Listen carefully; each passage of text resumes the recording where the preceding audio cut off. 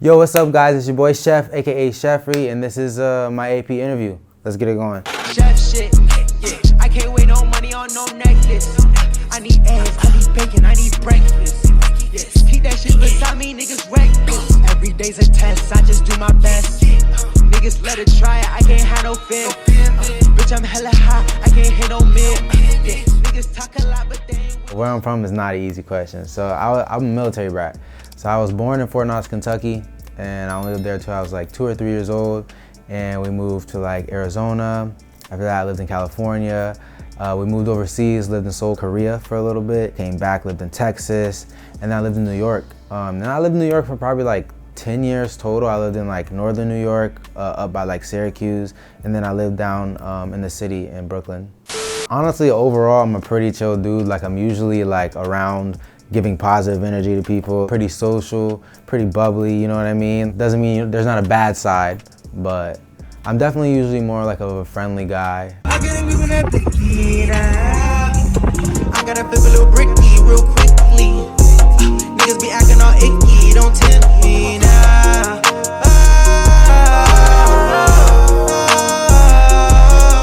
I was like put into music at a very, very early age, like, cause I grew up like in church. So number one, in church, there's music all over the place all the time. And then sooner or later, as I got to a teenager, sometimes I would play piano in church. And then I was also in band. So I played alto saxophone in band. So just through all that, it really helped me develop a love for like the arts in general. And then when I went to college to be a vocal major at Onondaga Community College in Syracuse. And even just expanding on my music knowledge and expanding on learning more music theory, singing like opera and stuff like that, like it really gave me a newfound like appreciation for like all types of music, no matter where it's from.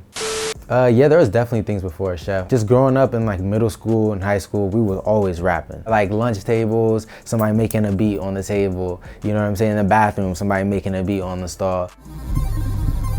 I wanna be like Jules, yeah. I wanna cop that tool, yeah. I wanna hop in the pool, yeah. Smoke that jewel, yeah. I gotta, yeah. Ooh, this shit hard, yeah. Look at me and look at you. Look at who could do this shit and who this shit get done to. Fuck you. Yeah. Cool as fuck, but I rock designer. Forget on your fat mama.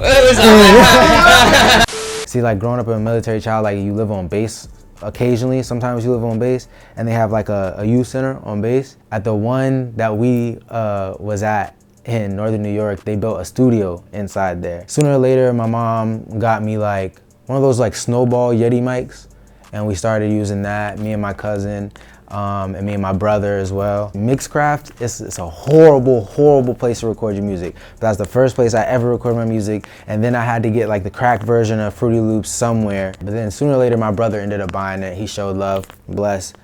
Finding your sound, I don't know, I feel like finding your sound should be easier than we make it because it's your sound. So like whatever kind of like naturally comes, and your sound's should be constantly evolving. If you in your life are constantly adapting to new situations, then your sound is going to reflect that. Finding your sound just means like experimenting and not being like scared to be embarrassed. Like I'm sure like if y'all would like come in the studio and watch us record, like when it's a camp, we're just recording at the house, we do some crazy sound and stuff that sounds like so stupid until like we get it mixed and we like, you know, you hear it with the beat, you hear the whole concept together, and it really meshes in there. And doing that is how you, I would say, quote unquote, find your sound. All damn night, come get right. You ain't never been this high, but Christmas life is just one night.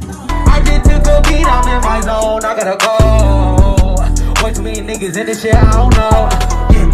Money all on my mind, it just won't leave me alone. Hold all in the sky and in my eyes to keep me strong. Alright, so this is the 20th episode. I am gonna ask Austin a question. Mr. Austin Prescott. Yeah. Has anybody ever told you look like the guy from You?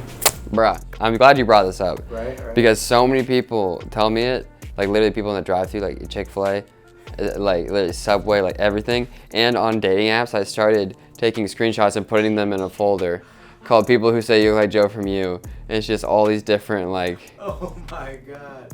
People telling... matches, bro. I mean, not trying to flex. I would say my main thing is like experience, like what I have experienced, like, and I feel like that's the most purest inspiration you can get. For me personally, I watch a lot of media, and I listen to a lot of music. Like for most people, like you only listen to like what you like, and that's okay, but you like more than you know. You like way more things than you know, and way more things than you've seen are gonna like give you way more inspiration to create than you could ever fathom. So like just experience as much as possible. My main other focus right now has been like fashion. When camp was mostly like just me, it was mostly like just my brand that I was using to express creativity through. One of my main things that I was doing in New York was creating one-of-one pieces. You know, reconstructed denim, reconstructed jackets, you know what I'm saying? Certain cuts of tees. All right, man, we got these one-on-ones right here. I made these right here. You know, we got the patchwork. We got the destroyed cargo, you know what I mean? And this is personally one of my favorite pieces right here. These pants, yeah, puffer jacket, you know what I mean? Got a zipper and everything. More coming soon. Starting in June, we're gonna have like a one-of-one piece every month for a year. Boom, you'll be launched into our world of creativity through fashion. You gotta subscribe to AP Productions, and then subscribe to AP Productions, comment your Instagram below, and I'll send you a snippet of something that hasn't been dropped, no cap.